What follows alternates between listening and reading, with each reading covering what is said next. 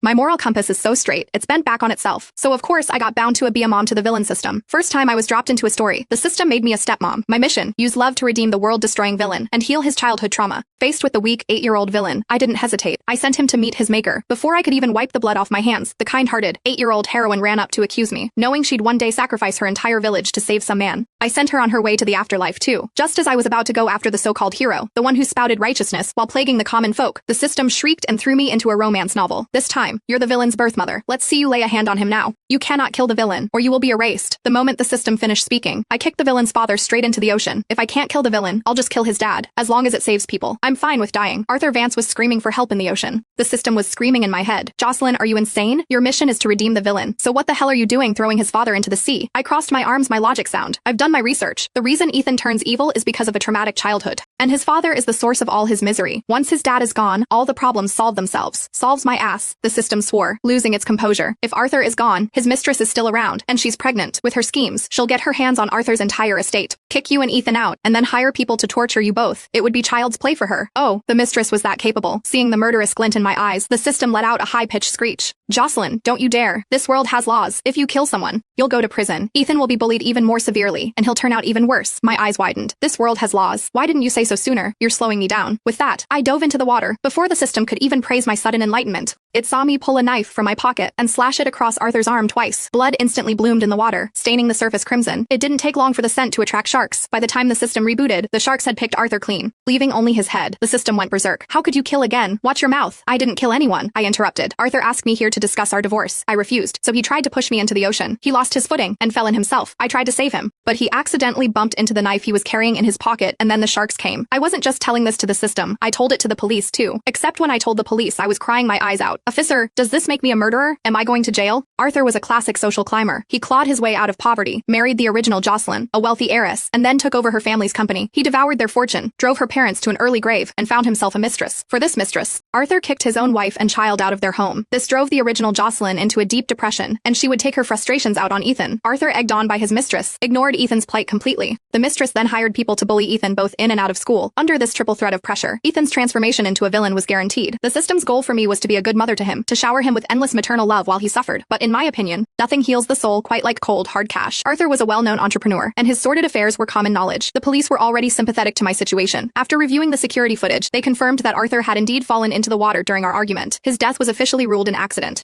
And so, with a freshly printed death certificate in hand, I went home. The moment I pushed open the door, I heard the sharp sound of a slap. You little bastard. How dare you talk back to me? I looked up. Arthur's mistress,